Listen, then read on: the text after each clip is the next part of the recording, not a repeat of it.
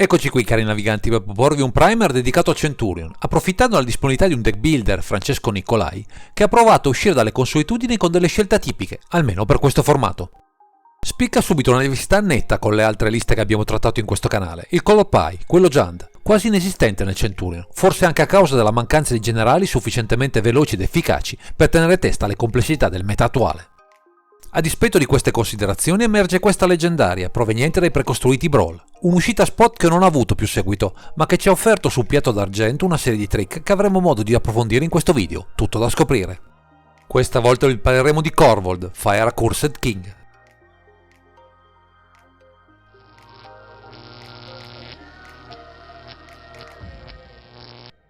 Siamo al cospetto di una leggendaria strana, non solo per l'abilità che ci offre, ma per il suo status nobiliare, che sembra cozzare con l'aspetto bellicoso di questa creatura, apparentemente assetata di denaro e potere. Ma andiamo con ordine, descrivendo le sue caratteristiche. Con 5 mana, 2 generici e 3 specifici, uno nero, uno rosso e uno verde, abbiamo un nobile drago con forza 4 e costituzione 4, volare e 2 abilità, ben incastrate tra loro. Nella prima abilità abbiamo, ogni qualvolta Korvold Fire Cursed King entra nel campo di battaglia o attacca, sacrifica un altro permanente. Mentre la seconda dichiara, ogni qualvolta sacrifichi un permanente, metti un segnalino +1/+1 su Korvold e pesca una carta. Da un lato ci troviamo di fronte a uno strano Sackowlet, apparentemente penalizzante, visto che dovremmo attivare il sacrificio di un permanente, sia all'ingresso del generale in campo, sia quando avrà modo di attaccare. Dall'altra però riceviamo un doppio beneficio da questi sacrifici, sia con nuove carte, sia con dei segnalini +1/+1, che ingrosseranno le statistiche del nostro comandante, trasformandolo in fretta in un bittante indigesto. Fin qui non sembrano esserci presupposti per sinergie particolarmente efficaci, se non fosse che esistono naturalmente nel formato una pletora di permanenti che si sacrificano, offrendoci dei vantaggi in cambio, enfatizzando al meglio le capacità di questo nobile drago. Insomma, quello che all'apparenza sembra un malus per il nostro game plan, con questo Korvold Fire Cursed King, si trasformerà ben presto in un value così elevato da permetterci di dominare dall'alto tutti i tavoli del Centurion.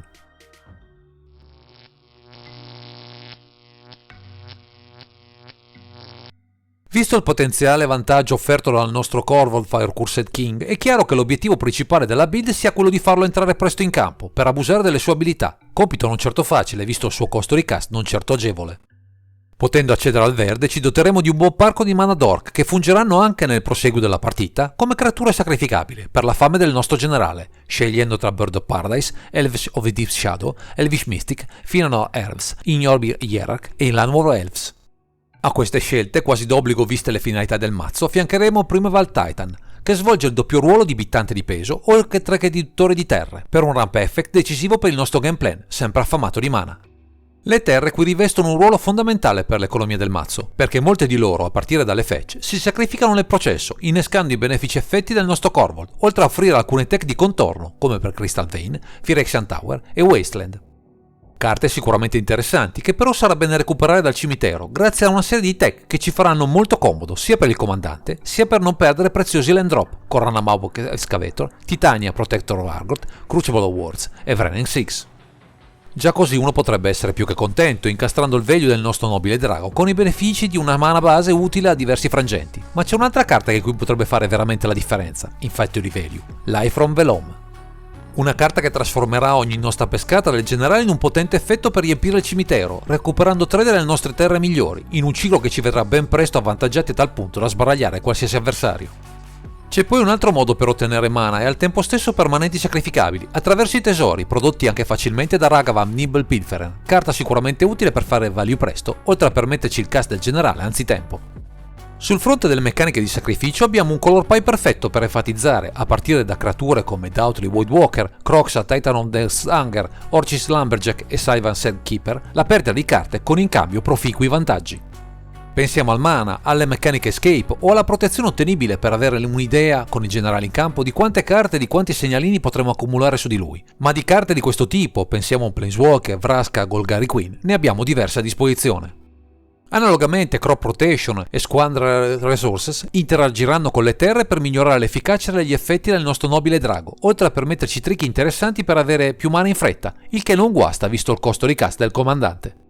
Abbiamo poi qualche strumento per rianimare o recuperare le nostre creature morte prematuramente, come Eren of Clan Neltot e Vollert Stronghold, così da dare maggiore consistenza ai nostri bittanti o ai mana d'orc che avremo sacrificato nel frattempo, ne avessimo nuovamente bisogno. Per dare ulteriore carne da macello al nostro drago affamato, con Prosh, Skyraider O'Clair, Sprouting Strinax e Brittle Blossom, ci verranno in soccorso una serie di token che potremo dare in pasto all'abilità del generale o banalmente usarli come finisher se siamo di fronte a un avversario ormai allo stremo delle forze. Anche alcuni Planeswalker come Daretti, Ingenious Iconoclast, Grist the Hunger Tide e Tevish Zaz Doom of Fools ci si prestano bene a produrre creature sacrificabili, buone sia come paranti, sia per le loro rispettive meccaniche, oltre che una staple per questi token, Skull Club. Una carta che aumenterà ancora di più il value offerto da Korvold, oltre a darci ancora più vantaggio carte, a dispetto di un color pie che senza il blu potrebbe dare l'idea di arrancare su questo fronte. Potremmo trasformare tutti questi sacrifici in una finisher con Mayhem Devil per un ping effect solo all'apparenza insignificante e che qui potrebbe persino portarci alla vittoria senza neppure innescare una combat. Se però abbiamo campo libero, grazie a questi Imbista e Tarmogoyf, avremo buon gioco per chiudere in fretta il match, vista la stazza di questi Bittan, senza contare che il nostro generale ben presto diventerà indigesto per chiunque con tutti i segnalini +1/+1 che potremo mettergli sopra. Per dare consistenza a tutte queste tech particolari useremo i vari tutori presenti in questo color pie, tra Diabolic Intent, Eldritch Revolution, Green Sun Zenith e Worldly Tutor, avendo l'accortezza di giocare al meglio gli strumenti a disposizione tra le 99.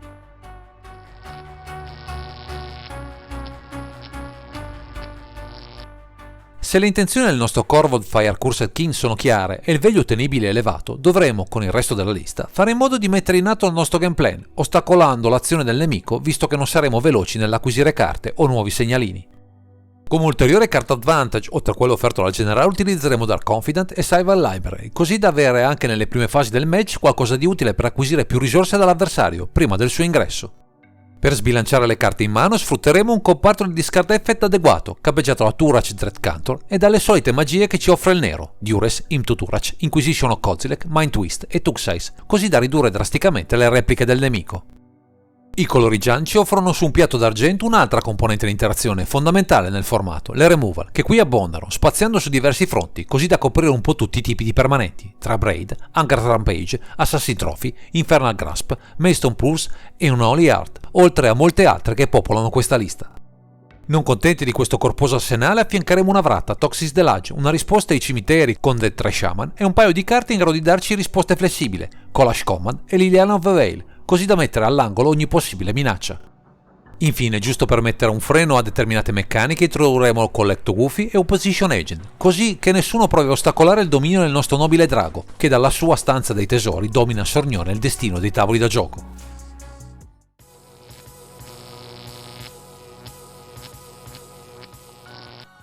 I passaggi che hanno portato Francesco Nicolai a valutare Korvold Fire Cursed King come potenziale generale per i Centurion si sono evoluti anche in virtù del poco materiale dedicato da altri player a questo specifico archetipo, orientato al sacrificio. Non siamo di fronte a un top tier, almeno a quanto riportato dal nostro deck builder, ma la passione per queste meccaniche, unita a una certa variabilità ottenibile grazie al color pie a disposizione, passando dalla strategia land al midrange fino a quelle del controllo del board. Con un po' di testa alle spalle si è arrivati a costruire una lista funzionale in grado di raccogliere tutti gli elementi necessari per mantenere da un lato la velocità necessaria per valorizzare presto le meccaniche offerte dal generale, dall'altro uno strato solido di interazioni con cui controbattere al nemico. Un mix letale per più di un avversario con una lista capitanata da questo Korvold Fire Cursed King, cavalcando questo drago solo all'apparenza accomodato mollemente sulle sue ricchezze.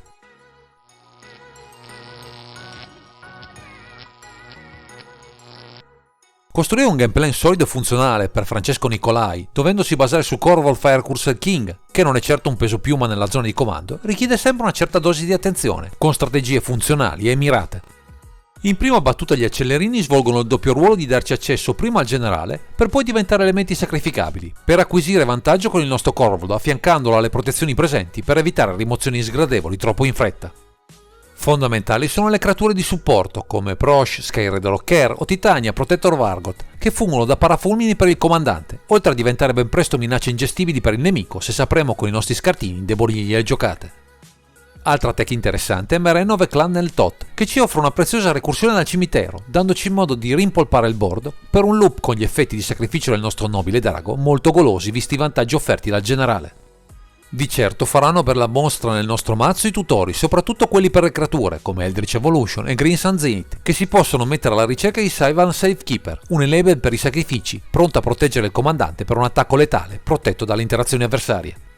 Insomma, le sinergie di questo archetipo basato su Corval Fire Cursed King abbondano, nonostante siamo in un color pie che spesso viene snobbato, senza motivo, semplicemente perché non contiene il blu, anche se è in grado di offrire un grande potenziale.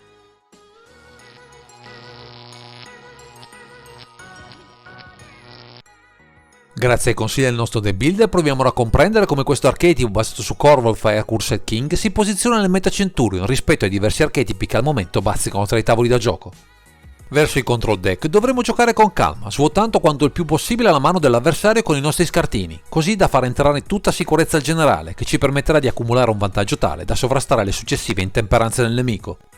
Verso gli agro e midrange deck, controllando le prime fasi della partita con qualche mana dork e il nostro arsenale di rimozioni, dovremo trovare il tempo per castare Corvold, così da proporre un parante corpulento, oltre ad ottenere il card draw necessario per spegnerne le velleità in maniera definitiva. Verso il combo deck subiremo maggiormente questi archetipi, potendo interagire solo con gli scartini o qualche rimozione a velocità instant mirata, oppure scavando alla ricerca di un opposition agent che potrebbe frenare la loro insaziabile ricerca nel grimorio. Insomma, un contesto non del tutto in salita per il nostro Corval Fire Cursed King, che potrà regalarvi un approccio al formato inconsueto, con cui stupire i vostri avversari con un color pie a dir poco esotico per il Centurion.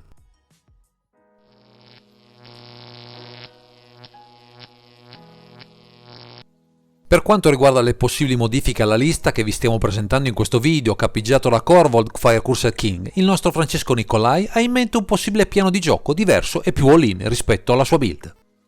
Puntando quasi esclusivamente a sfruttare appieno l'abilità del generale, andremo a costruire una build che cercherà di massimizzare sia gli effetti di sacrificio sia i segnalini, enfatizzando così la combo insita in questa leggendaria.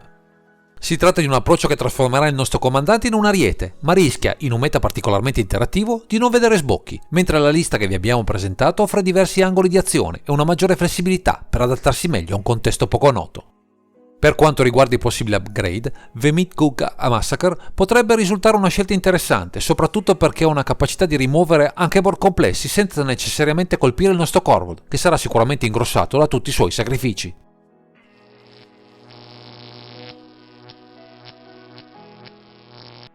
Siamo giunti al termine di questo video, ringraziamo Francesco Nicolai per averci illustrato la sua lista, che ha parecchie cose fuori dal comune, a partire da un generale che è in grado di offrire molto a patto di sfruttarne al pieno il potenziale.